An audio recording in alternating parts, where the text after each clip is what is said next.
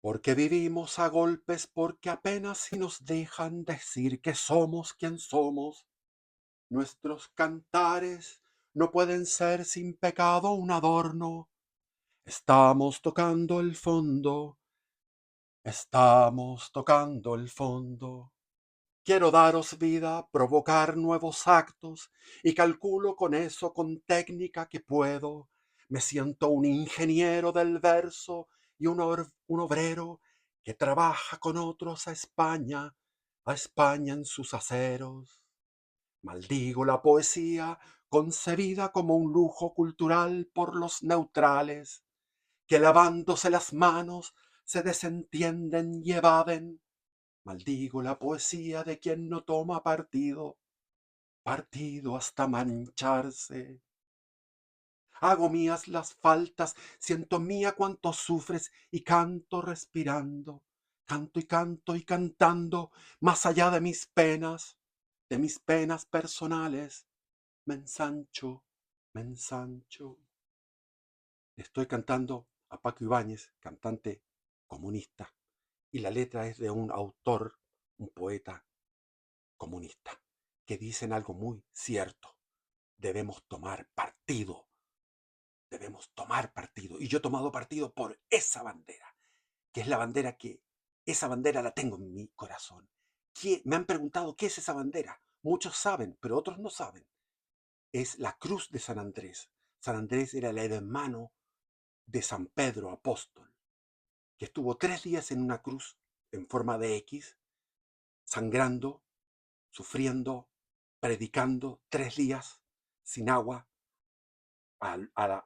soportando el sol en lo que ahora es Turquía, en una localidad de lo que ahora es Turquía, que era el Asia Menor del imperio romano. Y él predicó esos 3 días de agonía en esa cruz. Y esa cruz de San Andrés es la que se le llama la aspa de Borgoña, porque era de la familia real de Borgoña, porque Carlos V del imperio, del Sacro Imperio Romano Germánico, reunía en sí 3 linajes: el de los Augsburgo, el de la Casa de Borgoña, había heredado también lo que era Flandes, que actualmente es Luxemburgo, Bélgica y Holanda, y heredó Castilla y se quedó con Castilla. Amó Castilla, aunque quería hacer un imperio universal, quería que la hispanidad, esta bandera, flameara en toda Europa, a llegar hasta Moscú. Pero ese sueño de llegar hasta los Urales, de que toda Europa sea un solo imperio, fue un fracaso porque no pudo, y venía la Reforma Protestante.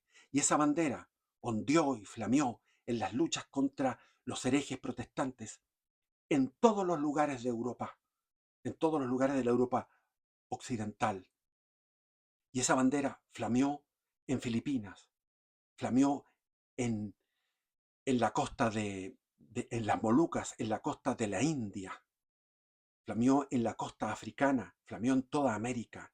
Y España, España que es Asturias, Galicia, Cantabria, País Vasco, Navarra, La Rioja, eh, Aragón, Cataluña, Valencia, La Mancha, Castilla la Nueva, Castilla la Vieja, Extremadura, Andalucía, todos esos lugares, incluido las islas, ¿cómo se llamaba esto? Las islas famosas, Canarias, todo eso en total son 500.000 kilómetros cuadrados.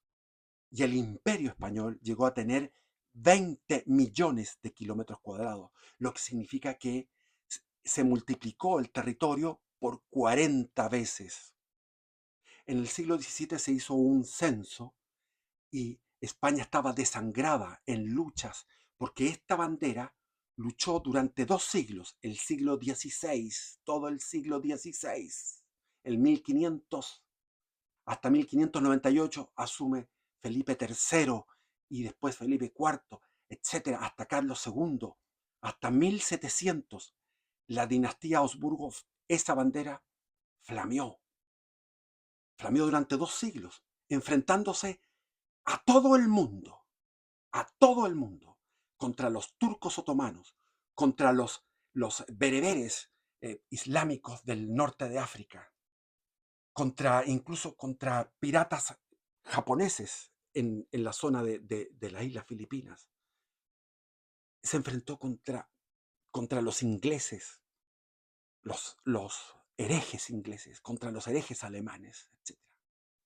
Entonces, peleó en la guerra de los 30 años, peleó en la guerra de los 80 años contra Flandes.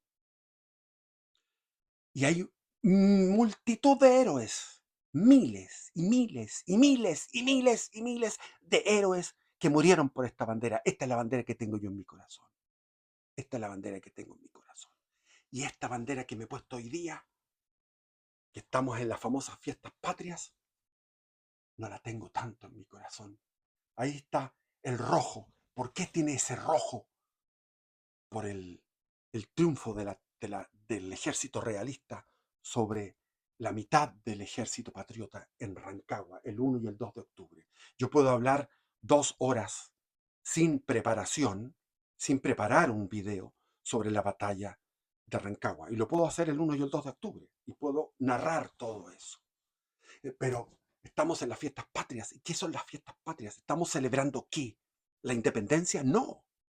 La independencia se proclamó el 12 de octubre de 1818, cuando venía huyendo de Concepción Bernardo Higgins, habiendo fracasado la toma de Talcahuano, que la defendió Ordóñez, el glorioso Ordóñez, se quedó en ese bastión. Él generó un bastión con más de 100 cañones y O'Higgins fue incapaz de tomarlo, porque fue muy difícil eso, y de ahí viene el refuerzo de Osorio, que venía desde, desde el Callao, y O'Higgins hace tierra quemada y avisa todo esto, y en Santiago el 12 de octubre se hace la proclamación en la Plaza de Armas, enfrente de donde está el Correo ahora, donde está el Correo, donde está la catedral, en ese cuadrilátero, ahí se proclama la independencia. Por lo tanto, la independencia fue en 1818. Y eso fue el 18 de septiembre, fue una declaración de los pitucos, de los pijes, de los señoritos, de la burguesía comercial, de la burguesía terrateniente, de los llamados aristócratas, de la aristocracia castellano y vasca, que los vascos no eran aristócratas, vinieron a hacer matrimonio, a hacer negocios de crianza de cerdos para sacarles la grasa y con la grasa enviarla a la gran capital que era Lima, que era nuestra nodriza que nos amamantaba. Nosotros éramos hijos de Perú. Y eso fue simplemente una declaración de fidelidad al rey de España, Fernando VII, cautivo de Napoleón, y un rechazo al rey que nos impuso Napoleón, que era su hermano José Bonaparte. Hicimos lo mismo que se hacía en la península, pero ese comienzo inocente, donde había muchísimos moderados que no querían independencia, es decir, estamos hablando de un 70% de todos esos señoritos, porque no era un movimiento popular, el pueblo no estaba ni ahí, no entendía, y si entendía, entendían que tenían que ser fieles a Dios, a su religión católica y al rey. Por lo tanto, no había un fervor popular por la independencia. Y estos fenómenos se fueron dando en toda América. Primero fue en Chuquisaca, en lo que es ahora Sucre, que tiene ese nombre, Sucre, del genocida Sucre. Chuquisaca, ahí fue. Eso fue en abril del 1809. En agosto, el 10 de agosto, fue en Quito. Y después en 1810 comienza en Caracas, en abril, después en mayo, en Buenos Aires, y nosotros imitamos a Buenos Aires, y en septiembre hicimos nuestra propia junta. Pero de ahí viene un proceso de que se llama un congreso, y el congreso finalmente va desencadenando Después vienen los 3 golpes de José Miguel Carrera, el 4 de septiembre de 1811, después en noviembre, en diciembre, va generando Carrera y él se transforma en un pequeño Napoleón. Y celebramos con, con harta alcoholismo, con harta gula, con hartos accidentes automovilísticos. Y tomamos unas semanas tremendas para celebrar esto que no fue sino nuestra declaración de lealtad no a esa bandera, porque esa bandera fue en lo que fue la guerra de sucesión. En el año 1700, muere Carlos II, que fue el último de los Habsburgo, y se genera una guerra colosal, formidable, que fue como la Primera Guerra Mundial, en realidad, en Europa, por la sucesión del trono español. Y gana Luis XIV, el Rey Sol, el Estado soy yo, el absolutismo de Luis XIV, gana e instaura la dinastía de los Borbones, que está hasta el día de hoy como una simple decoración, con este Borbón que es Felipe VI. Y yo me quito esta bandera, porque yo digo, esta bandera no, me quito esta bandera y quiero esta bandera, pero haciendo un poco de teatro, aquí está de nuevo, no me la puedo quitar, no me la puedo quitar. Porque vengo de una familia que era la más patriota de Chile. Yo hablaba de mi padre, que mi padre era tan respetuoso del Estado chileno, porque era nacionalista, era el pontífice del nacionalismo chileno. Entonces él respetaba al Estado chileno y tenía 3 jubilaciones: la de parlamentario, porque había sido senador; la de profesor, que fue 40 años profesor; y la de abogado, que fue 30 años abogado. Y él renunció a 2 jubilaciones para no sacarle tanta plata al Estado. Así le decía a mi madre. Él prefería estar en la modestia de una sola jubilación para no sacarle tanta plata al Estado. Y mi padre era o'higginista. Y O'Higgins era lo mejor. Pero ahora yo voy más allá. Yo estoy con los realistas. Tomo partido. Estoy con los realistas. Esta es la bandera que me interpreta, que me da, que me llega al corazón. Y hay otros extraviados, como por ejemplo Alexis López Tapia, que yo lo seguía, ya no lo sigo, porque yo tomo partido, porque Alexis López Tapia va al monte y hay un obispo ignorante que hace una misa por un hereje, por un sacrílego, por un tipo que murió rechazando los sacramentos, el sacramento de la confesión, como es José Miguel Carrera. Y entonces siempre en mi vida escuchaba esa tontera de ser carrerista o jeguinista, como que soy del Colo-Colo, soy de la Chile. No, señor, Carrera no tiene opción, no hay opción para Carrera. El que conoce en profundidad la historia de Carrera, Carrera no tiene ninguna opción de ser alguien valorable, igual que Simón Bolívar, el gran Napoleón, el Napoleoncito. Simón Bolívar quería ser el Napoleón de lo que son ahora Venezuela, Colombia, Ecuador, Perú y Bolivia. Eso era la gran Colombia que quería él gobernar, y llevó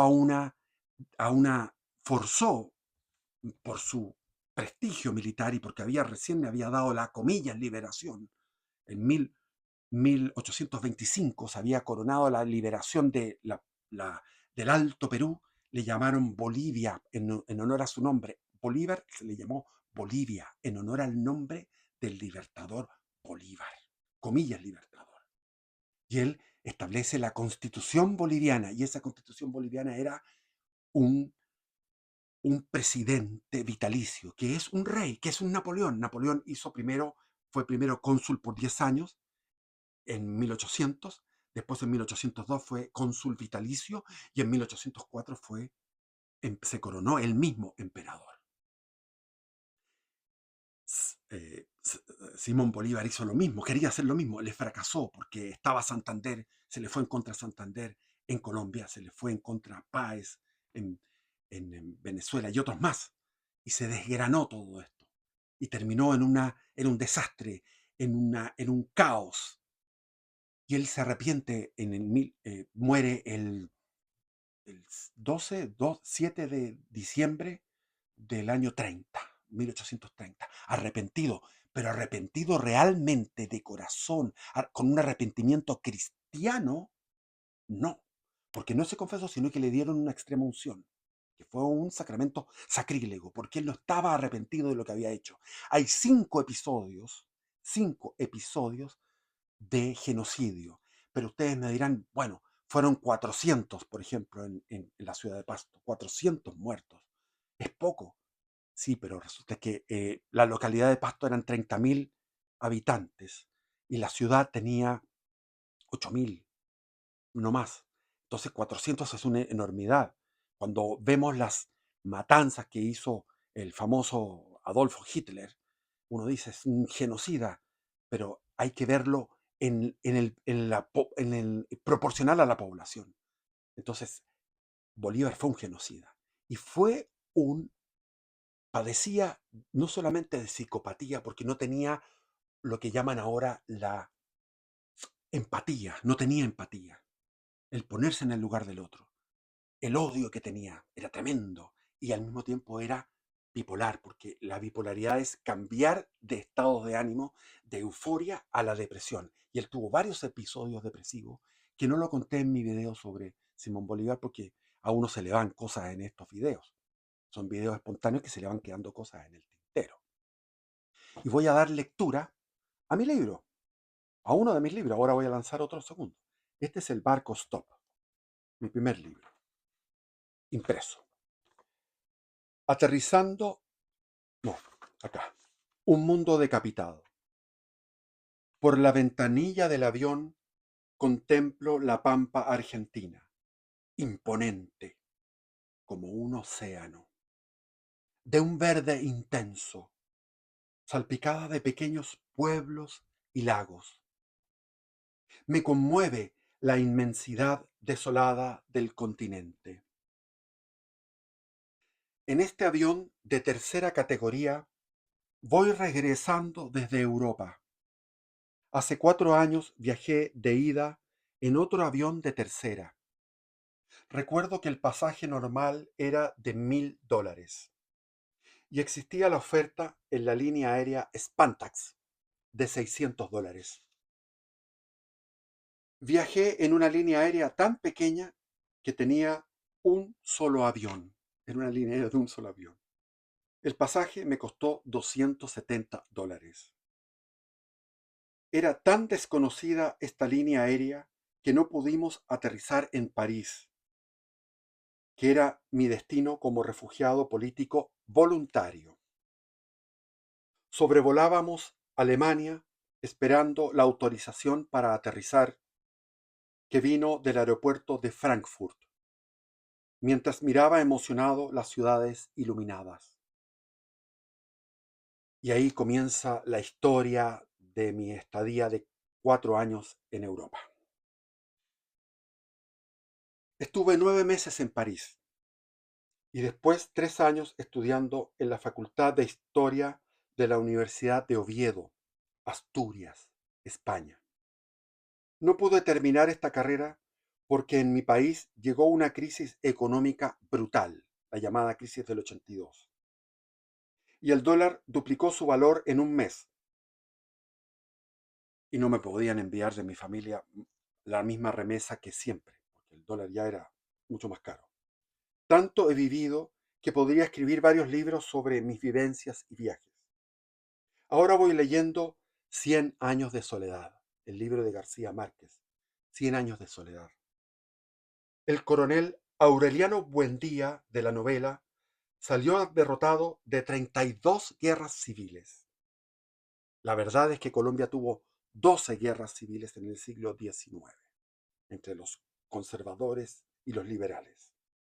Colombia fue una interminable guerra civil entre liberales y conservadores todo el siglo XIX.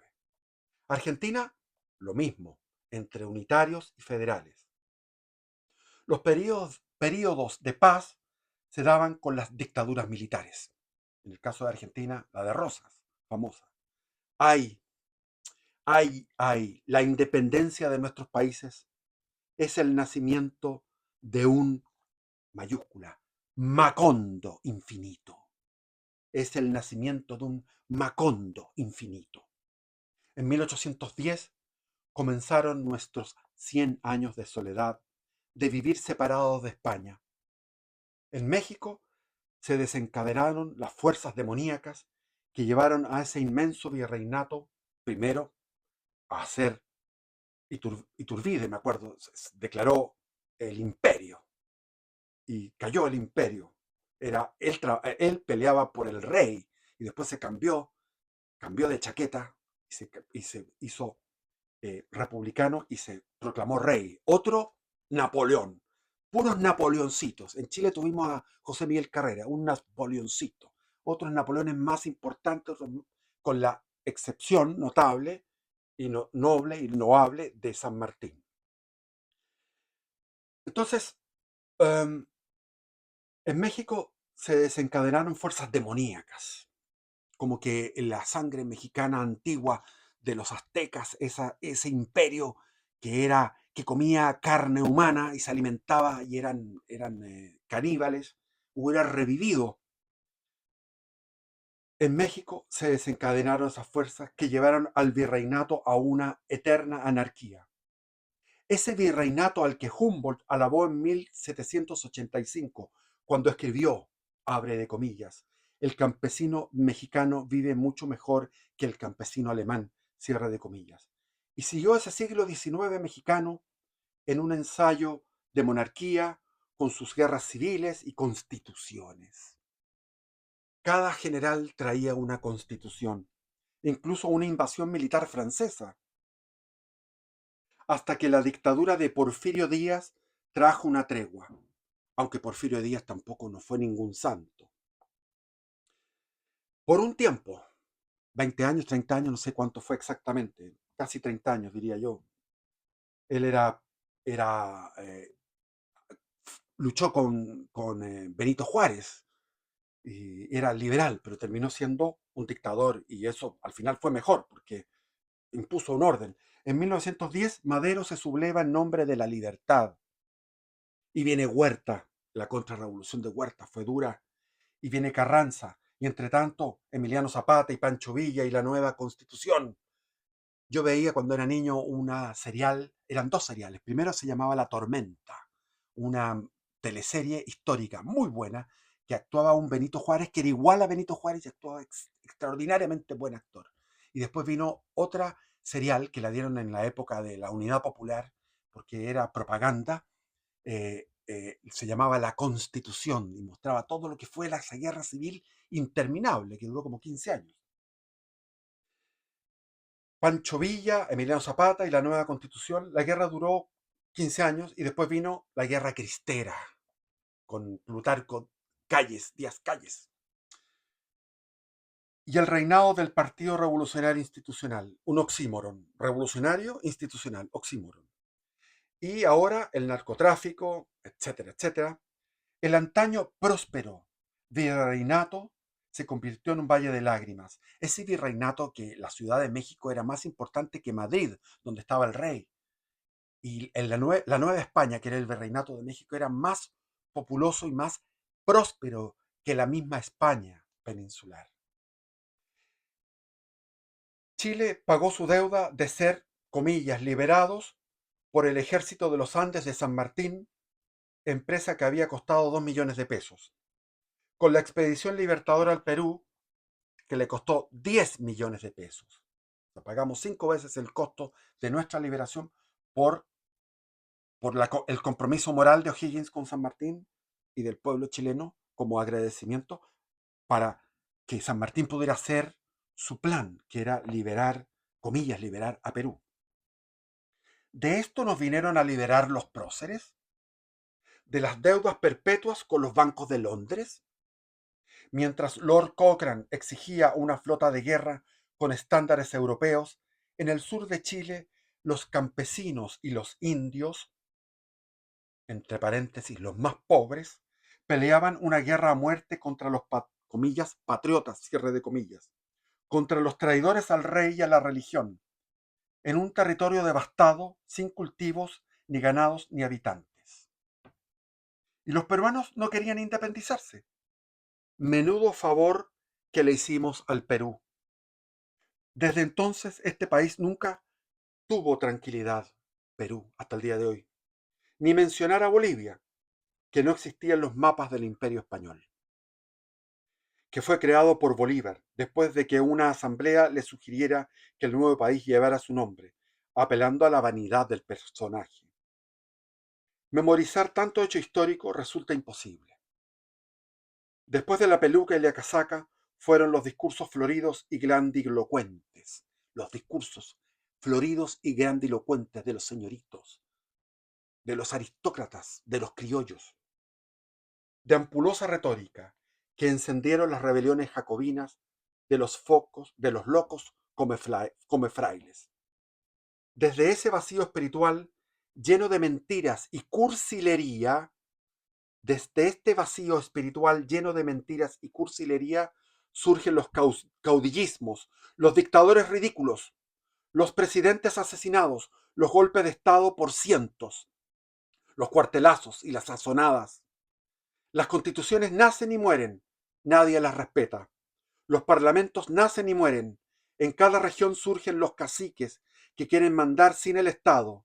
Los asaltantes de caminos y los cuatreros se multiplican gracias a las interminables luchas por unas ideas que ni ellos mismos comprendían, tal como es en la novela, como se ve en la novela de Cien años de soledad, en el Macondo infinito, en el Macondo perpetuo, en esta pesadilla que tenemos hasta el día de hoy con estas republiquetas, con esta república, con esta democracia luciferina. Este es como un mundo decapitado. Fuimos engañados y nos creíamos liberados, cuando lo que pasaba era que caíamos en la esclavitud de los caínes sempiternos. Y digo aquí, lo que motivaba, pero lo que los motivaba era el ego y el placer de matar por matar, como los personajes de Macondo en esta novela. No sigo leyendo mi libro, está en mercadolibre.com. Duro, duro. Ahora, ¿por qué en Chile los araucanos y todo el bajo pueblo, el pueblo llano, que estaba de El Maule hasta el Biobío, que era la provincia de Concepción, luchó hasta 1832? O sea, lucharon desde 1813, que llegó el almirante Pareja, que, ojo, no era, él era español, era el único, el almirante Pareja. Fue con 50 artilleros, 5 barcos y 50 artilleros que eran peruanos. Llegaron a Chiloé y en Chiloé los chilotes se plegaron a esta insurrección, a esta contrarrevolución, perdón, a esta contrarrevolución. Y se formó el batallón de veteranos de Chiloé, que terminaron muriendo ellos en el Alto Perú, peleando contra los republicanos argentinos, peleando contra Belgrano. Y después llegan a Valdivia y se pliega el regimiento de veteranos de Valdivia. Llegan a Concepción, toman Talcahuano en una escaramuza rápida y Berganza, no, ¿cómo se llamaba? Se me olvida. Bueno, el destacamento de línea que había en Concepción, que era republicano, se pasa al rey. Y van hacia Santiago, a tomar Santiago. Pero sucede la sorpresa de Hierbas Buenas y todos quedan desconcertados con esto, no sabían, y fue algo que fue fortuito, fue algo casual, porque era una avanzada guerrillera al mando de un tal Puga, que lo mandó Maquena, no fue José Miguel Carreras, sino que fue Maquena, lo mandó a destruir a la guerrilla de Quintanilla, que se suponía que estaba un poco más allá en la zona de Hierbas Buenas, y se encontró con todo el ejército realista, y ahí hubo una masacre entre ellos mismos cuando vino la alborada, cuando vino el amanecer. Se habían disparado entre ellos, entre los mismos realistas, perdón, porque no son peninsulares, no había peninsulares, eran todos chilenos, eran todos, no eran chilenos, eran todos españoles chilenos. La partida de nacimiento eran todos españoles chilenos. Y si uno va a otras regiones, nos vamos a la región de Pasto, que es la que yo quiero tratar en detalle, en otro video que voy a hacer ahora a continuación. Pasto. Ahí voy a tratar el gran héroe Agustín Agualongo. Ahí los indios peleaban por el rey y también peleaban por el rey los esclavos. ¿Cómo es esto? Los esclavos. Pero si San Martín iba declarando la abolición de la esclavitud y los esclavos estaban bien en su situación de esclavitud. Es incomprensible para nosotros. Es que esto era una civilización que era una civilización católica. En San Juan de Pasto había casi 20 iglesias y conventos en un pueblo de 8.000 habitantes. Y la zona de Pasto eran 30.000 habitantes. Y en 1585 se fundó la ciudad y los frailes que llegaron ahí, y hicieron distintas comunidades, 20 comunidades distintas en distintos lugares en lo que se llama los cultivos de tierra fría. Y más yendo hacia el norte, los cultivos, descendiendo de lo alto y hacia la costa, los cultivos de tierra caliente. Por lo tanto, se diseñó una armonía en ese lugar, que era una armonía donde existía una prosperidad agrícola, existía un buen llevarse entre los pocos españoles que habían, los muchos mestizos que se generaron y los indios que eran el 40%. El 40% de la población era indígena neta. El resto era mestizos y españoles. Y sin embargo tenían una prosperidad y una paz, porque el rey era un rey que ellos jamás vieron, que jamás ni sabían las intrigas de la corte, no sabían las intrigas de la corte, ni si el rey se tiraba gases hediondos, o si el rey tenía una amante, o si el rey era un tipo medio loco, no tenían idea de eso. No importaba, el rey era el magnífico soberano, que era una familia que el mérito que tenía era conservar. La familia de Borbónica, la familia Habsburgo conservaba los fueros, conservaba que ellos en Pasto podían autogobernarse en los detalles, que son los detalles importantes, con cabildos abiertos. Había un poder municipal y ese poder municipal estaba en Pasto, estaba en Quito, estaba en Guayaquil, estaba en Lima, estaba en Arequipa, estaba en Trujillo, estaba en Cusco, estaba en La Paz, estaba en Chuquisaca, en Potosí, estaba en La Serena, estaba en Copiapó, estaba en Concepción, estaba en Valdivia, estaba en Castro, estaba en Santiago del Estero, estaba en Tucumán, estaba en Salta. Cada uno de ellos era un cabildo y se resolvían los problemas. Y la, la administración que venía desde la metrópoli, que tenía que salir, las cartas llegaban, tenían que cruzar el charco, que era el océano Atlántico, llegar a La Coruña, o llegar a Cádiz, o llegar a Sevilla, llegar al Consejo de Indias en Sevilla, tenían que ir después a caballo y llegar a Madrid, al Escorial, y en el Escorial se tomaban decisiones y la carta volvía y se demoraba 2 meses o 3 meses en esta toma, en que llegara la resolución real. Y los gobernadores tenían una autoridad ejecutiva, pero existía una autoridad de asamblea, que era la autoridad de los municipios. Entonces, por ejemplo, en Pasto, lo que les digo, había una paz. Entonces llega de repente un tipo con un ejército donde había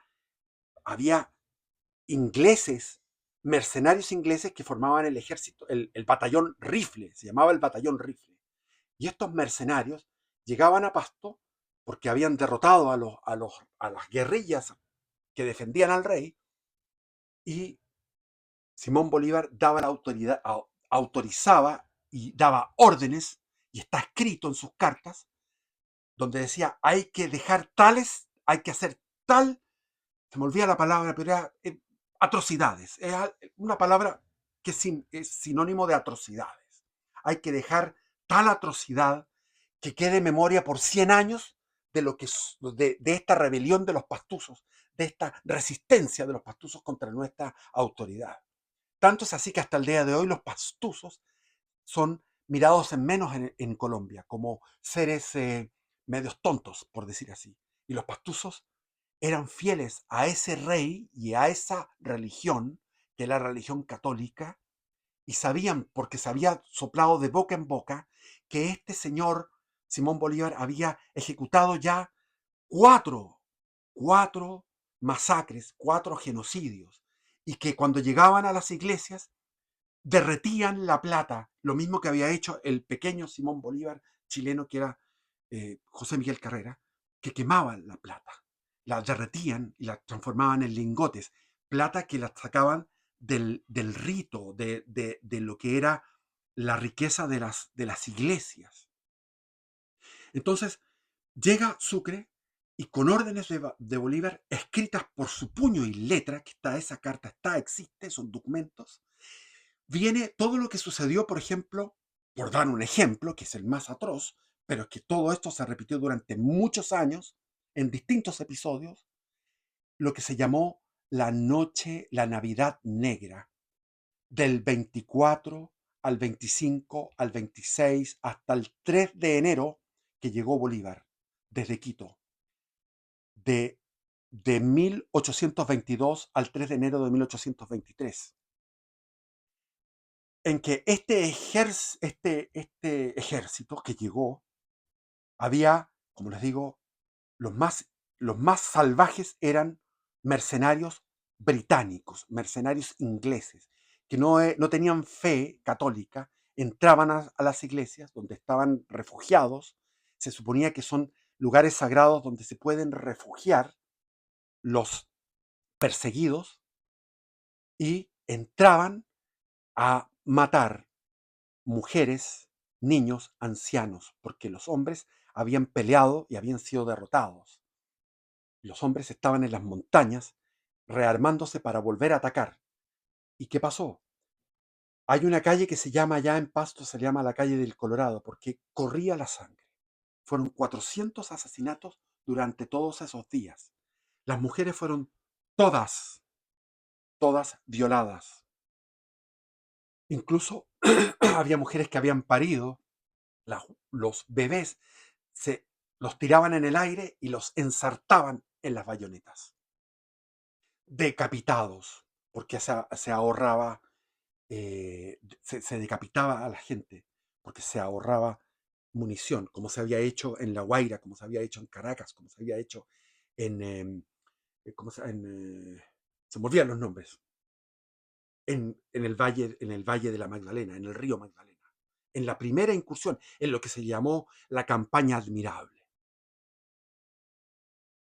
Gracias le doy a un seguidor que me dio el dato de un argentino que se llama Marcelo Gullo, que tiene videos, vi uno y estoy robándole su idea porque me parece muy buena. Él dice, nosotros vivíamos, éramos un transatlántico, pero no cualquier transatlántico, era un transatlántico del tamaño, imaginémonos, un transatlántico del tamaño de estos portaaviones norteamericanos de última generación que hay ahora, donde salen estos aviones, esta plataforma inmensa. Eso era la corona católica española, mal llamado Imperio Español, el imperio generador, porque trasladaron todo lo que fue la civilización europea, que la civilización europea es la máxima civilización del planeta Tierra, por lejos, por algo que los chinos y los japoneses van a Europa y sacan fotos en el Louvre. Yo viví en Toledo, viví unos meses en Toledo, y mientras colgaba la ropa en una casa que era del siglo XVI, en mi balcón colgaba la ropa, llegaban japoneses o chinos, no sé qué eran, y me sacaban fotos de que yo estaba viviendo ahí en Toledo. Y corría, hacía running, corría de un puente romano, miraba corría por el enfrente de Toledo y llegaba al otro puente romano donde está el Alcázar. Y, y uno cuando yo viví, porque nunca más he vuelto a Europa, ¿cómo van ellos? ¿Por qué? ¿Por qué los chinos tienen que copiar? Porque la creatividad, el excedente, el excedente espiritual que produjo, primero, la civilización sumeria, la civilización egipcia y sumeria, fueron las civilizaciones prístinas, donde surgió la civilización más antigua. Estamos hablando de 4000 años antes de Cristo. Y ahí surge en Sumeria y surge en Egipto. Egipto se mantiene en una estabilidad tipo China, tipo imperio chino. Sin embargo, hasta la llegada de Alejandro Magno, que viene el helenismo, sin embargo, en la zona de Mesopotamia vienen los acadios, después vienen los babilonios, después vienen los persas, después vienen los griegos, viene la época del helenismo y después viene el imperio romano que va tragándose a lo que era el helenismo, todo lo que aquella esplendor de civilización que fue Atenas, que fue Esparta, que fue Tebas, que fue Éfeso, que fue Mileto, donde nació por primera vez el pensamiento filosófico, la ciencia. Entonces, nosotros heredamos, heredamos toda esa civilización que era de los fenicios, que inventaron los números, los fenicios, el comercio fenicio, los cartagineses fueron derrotados por los romanos, porque los cartagineses tenían una, una devoción a Moloch, una devoción a esa, esa divinidad diabólica, donde tenían que ofrecerle bebés, inmolar bebés. En cambio, los romanos tenían ya un esplendor civilizatorio superior a los cartagineses y los derrotaron. Y después ocuparon Grecia y ellos pensaban que iban a poder llegar hasta el Indo, como lo había hecho eh, eh, Alejandro Magno, pero no pudieron. Entonces no entendían. Si nosotros derrotamos a los griegos y los incorporamos a nuestro imperio, ¿por qué si los griegos derrotaron a los persas, por qué nosotros no podemos derrotarlos? Y ahí vino el famoso Craso, que quiso hacer aquello y el silogismo no funcionaba. Si nosotros derrotamos a los griegos y los griegos derrotaran a los persas, nosotros podemos derrotar a los persas, pero ese silogismo no funcionó y fueron frenados. Y después vino el anticristo del Islam, que tragó toda esa zona era una zona cristiana. Entonces, nosotros heredamos, ah, no solamente Cristóbal Colón, que tiene el nombre de Cristóbal Colón, es el que lleva a Cristo. Cristóbal significa el que lleva en sus brazos a Cristo. Y ese era el San Cristóbal, que llevaba al niño Jesús en sus brazos. No sé si será leyenda, no tengo idea. Entonces, Cristóbal Colón llevó a Cristo al Nuevo Mundo. Pero no solamente llevó a Cristo, llevó la Ilíada, la Odisea, llevó a Homero, llevó la Eneida, llevó la filosofía, llevó a Santo Tomás de Aquino, llevó a Aristóteles, a Platón, toda la sabiduría que quedó, lo que pudo quedarse en los monasterios, que donde él llevó a los benedictinos, llevó a los agustinos, a los dominicos, a los franciscanos, después a los jesuitas. Como les decía, se hizo eh, un censo y eran 6 millones. A comienzos del siglo XVII había 6 millones de españoles en la península. Y había medio millón, de esos 6 millones, había medio millón que eran religiosos. Eran religiosos. Imagínense que Agualongo, al que yo voy a tratar en detalle, toda la historia de Agualongo, lo enterraron junto con el hermano de Santa Teresa de Ávila, Santa Teresa de Jesús. Los que venían aquí no eran, como dice el mito, seres de baja ralea. Eso no es verdad. Yo hice un estudio en la Universidad de Chile, bueno, largo de contar la parte personal, aunque algunos me dicen que yo soy autorreferente. ¿Y por qué ser autorreferente es algo malo? ¿Cuál es el problema de ser autorreferente? ¿Cuál es la puta incomodidad de que uno sea autorreferente. Váyanse a la mierda. Para mí son los 10 mandamientos y se acabó. Los mandamientos de Jesús, amados los unos a los otros. Y punto. Y los 10 mandamientos de Moisés. Ahí no dice no seas autorreferente, que es de mal gusto. Yo nací al YouTube en el canal de mi hijo porque querían saber de mi vida. Y yo empecé hablando de mi vida sin placer, porque estaba hablando de una época cuando fui marxista-leninista, que es una época de vergüenza. Y tuve que hablar mucho de eso. Y sigo hablando de eso porque lo hago para predicar, hablando de mi época pecaminosa. En todo caso, me fui por otro lado, perdón. Entonces, los que venían, entonces hice estudio en la universidad, que saqué un 7, un estudio de historia, refutando con documentación que lo que venía a Chile lo que vino a Chile, lo que vino a Hispanoamérica, era la misma pirámide social que existía en España. Es decir, la cúspide de la pirámide, que eran los nobles secundones, los nobles medianos, los nobles pequeños, nobles grandes. Ercilla, el poeta Ercilla, que es el que escribe la Araucana, que es el poema épico con el que nace Chile, el reino de Chile nace con este poema épico.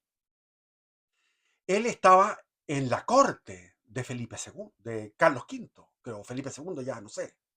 Entonces, venían nobles, venían hidalgos, en los que venían, por ejemplo, con Pedro de Valdivia, había algunos que habían estudiado en la Universidad de Salamanca, había varios que sabían leer, escribir y habían leído eh, a autores clásicos, sabían latín. Entonces, aparecen personajes en Perú, por ejemplo, que eran hijos de nobleza inca y hidalgo español, un hidalgo español con una princesa incaica.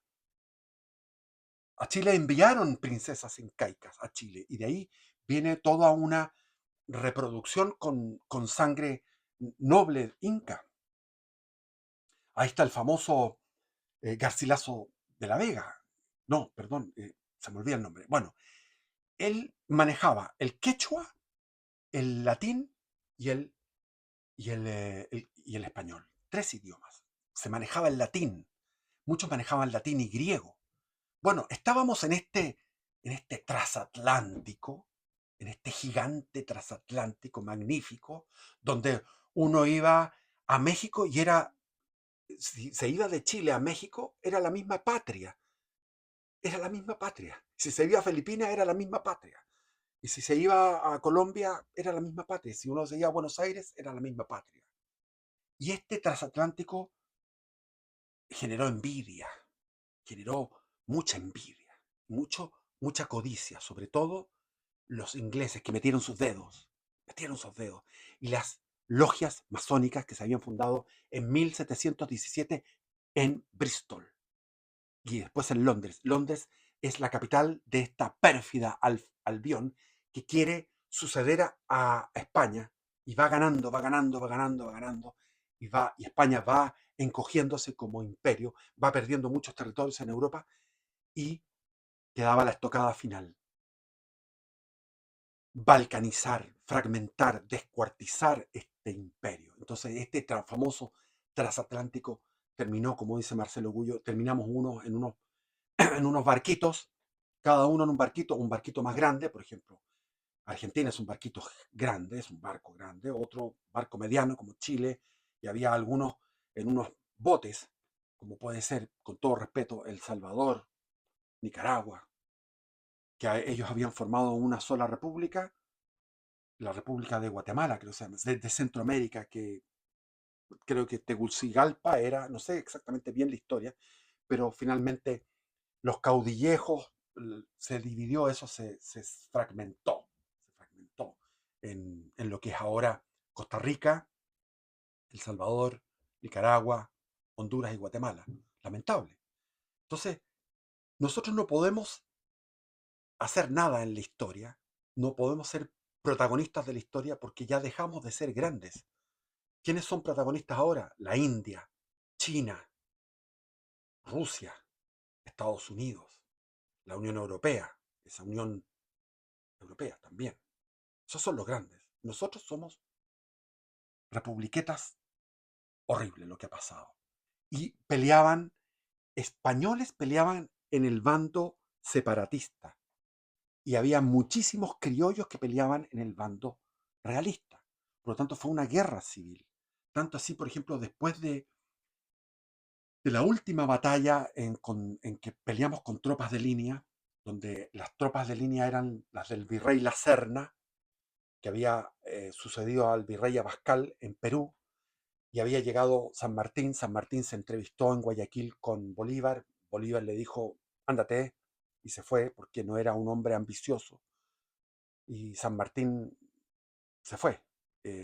Y todo eso lo heredó Bolívar, y Bolívar vino Junín, que fue una batalla extraña, que fueron comiéndole las retaguardias al ejército realista, y después vino la definitiva batalla, que fue la de Ayacucho. Y en Ayacucho había 6.000 hombres en el ejército del rey, el ejército realista, y de los cuales 5.000 eran quechua hablantes. Y cuando termina la batalla quedó herido, por ejemplo, Ramón Castilla, que después, nacido en Tarapacá, lo que es actualmente la provincia de Tarapacá, Chile, la región de Tarapacá de Chile, era de ahí Ramón Castilla. Ramón Castilla eran dos hermanos, y uno peleó por la causa de la República, que era Ramón, y el otro, se me olvidó el nombre, era otro Castilla, y los dos estaban en el mismo eh, hospital para la oficialidad después de la batalla de Ayacucho. Y ahí viene uno y una persona y dice, porque estaban separados en dos salas, los realistas de los patriotas en dos salas, eh, curándole las heridas, qué sé yo, y viene y dice, brigadier, no me acuerdo cuál era le dio el mismo, tenían el mismo grado, entonces dijo, Castilla, y hablaron los dos en dos piezas distintas, los dos gritaron, yo. Estaban ahí dos hermanos peleando por en dos bandos diferentes, y tenían el mismo grado de oficialidad. Y este Castilla, el hermano de Ramón, se fue a España y peleó en las guerras carlistas, peleó por el bando carlista. Y en el bando republicano estaba Rafael Maroto, que había peleado en Chile por el rey en la batalla de Chacabuco. Por lo tanto, le llevó las cartas a Ramón Castilla, que era presidente del Perú, y Ramón no quiso saber nada con él, y por una lealtad, y de ahí terminó eh, Rafael Maroto sepultado en Chile. Pero ustedes me dirán, bueno, todos esos indios eran ignorantes o fueron obligados a pelear obligadamente, una leva obligatoria. Pero no era así. Los ejércitos realistas tenían voluntarios. Los ejércitos de la República tenían que ser levas obligatorias. Entonces, vuelvo a lo que sucedió ese 24 de diciembre de 1822 en Pasto. Mortandad, leva obligatoria de los hombres. Y los hombres se suicidaban porque no querían, se tiraban, se arrojaban al precipicio porque no querían pelear por el bando republicano, que consideraban que era una traición a Dios, a Cristo y al rey, y a toda su familia. Porque lo que se había generado en Pasto, lo que se generó en el sur de Chile, el respeto que tenía la corona por el pueblo araucano tenía 2 millones de hectáreas para ellos, 200.000 habitantes, 210 tribus, con 210 caciques, que siempre se encontraban en los parlamentos. Peleaban por el rey porque ellos sabían que el rey les había cumplido su palabra y los había respetado. Así entonces, negros, mulatos, indígenas o indios, porque no esa es la palabra, indios, peleaban por el rey. La única excepción era el Paraguay, porque las políticas de los Borbones fueron negativas a la expulsión. En 1767 expulsaron a la Compañía de Jesús, donde había más de 100 misiones en todas las partes que ahora es Misiones, Corrientes, en el este de Paraguay y en toda esa zona de las cataratas del Iguazú. Ahí hay una película muy interesante que les recomiendo que se llama La Misión, que está en YouTube, donde ahí ven lo que sucedía, que el imperio portugués, que está pegado, o sea, Portugal está pegado, es la frontera más antigua de Europa. La frontera de España y Portugal es la frontera más antigua, la más intacta de Europa. Sin embargo, los dos eran de la Hispania, del mismo sector, de la península ibérica, los dos católicos. Sin embargo, el imperio portugués era depredador y el imperio español era generador. ¿Por qué? Porque existía, se respetó la voluntad de Isabel la Católica. Cuando llegó Cristóbal Colón y le mostró a los indígenas, porque llevó de muestra indios de la zona eran de la zona de, de- de lo que es la Española, lo que es ahora República Dominicana. De ahí trajo indígenas. Y la, la, la reina Isabel I de España dijo, estos son seres humanos, son súbditos en igualdad de condiciones con los súbditos que están aquí en la península. Por lo tanto, ella dio una señal que se respetó. La respetó Carlos I, la respetó Felipe II, la respetó Felipe III, la respetó Felipe IV, la respetó Carlos II, la respetó Felipe V, la respetó Carlos II, Borbón no tanto, porque llegó y le hizo caso a los bandeiros, se llamaban, que iban y cogían a los indios y los llevaban a Minas Gerais. En Minas Gerais, que tiene el nombre de Minas Gerais, donde había oro, los llevaban a la explotación de oro, a la fuerza. Entonces, los intereses económicos de los portugueses y de algunos hacendados en la zona limítrofe a las misiones del Paraguay forzaron a que el rey, estaba influenciado, Carlos III, estaba influenciado por la masonería y por la ilustración. Todo para el pueblo, pero sin el pueblo. Y hay que entender que los Borbones fueron proactivos. A pesar de ese error, que fue un error, fue un crimen de lesa humanidad, porque en la Nueva España, en México, todo el norte de México, todo lo que es Arizona, Nuevo México, California, todos eran zonas de misiones jesuitas.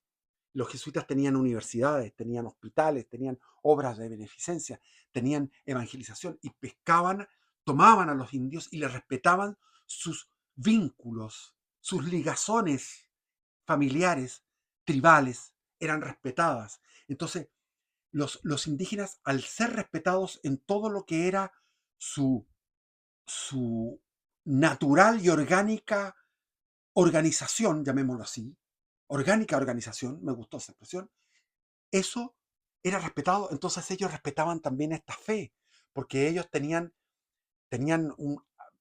de unas creencias que eran creencias chamánicas, creencias diabólicas, estaban poseídos por demonios, porque los demonios los forzaban a, a sacrificios humanos. Y los sacrificios humanos se terminaron, porque los predicadores le decían, no, aquí se sacrificó el mismo Dios, se hizo hombre para sacrificarse en la cruz. Y murió en la cruz y fue azotado, coronado de espinas, escupido, todo lo vivió, la humillación, vivió una pasión espantosa con tal de perdonarnos, de pagar esa deuda infinita que teníamos con el Dios infinito. Entonces este Dios bueno, que más encima trae mujer, una mujer humana, no una diosa, una mujer humana, muy divinizada divinizado, divinizada porque ella tuvo en su vientre a Dios, nada más que eso. Es una divinización por irradiación. Entonces, y viene la Guadalupe, la Virgen de Guadalupe en México, y se convierten millones de indios mexicanos, porque México era lo más poblado y lo más próspero del mundo precolombino. Y Guadalupe, la Virgen de Guadalupe, en Tepeyac, con el indiecito, logra a través de esa imagen de la Virgen de Guadalupe, la imagen hace que se, se conviertan millones. Entonces, los indios, los esclavos, los negros, los mulatos, el bajo pueblo es el que apoyaba al rey de España. ¿Por qué? Porque ellos intuían y se daban cuenta, y no solamente intuían, porque llegaba por boca y oreja a través de lo que estaban haciendo estos gallos. Lo que estaban haciendo, ¿quiénes? Los señoritos, los pijes, los cuicos, los aristócratas, los criollos ricos. Porque ¿quién era el que sujetaba a estos criollos ricos? Al ego, a la ambición, a las ganas de agarrar y conquistar los territorios indígenas y destruir a los indígenas, como se hizo en la República. ¿Quiénes? ¿Quién era? O mejor dicho, ¿quiénes? Era el rey, que era respetuoso de los fueros, de territorios indígenas que vivían el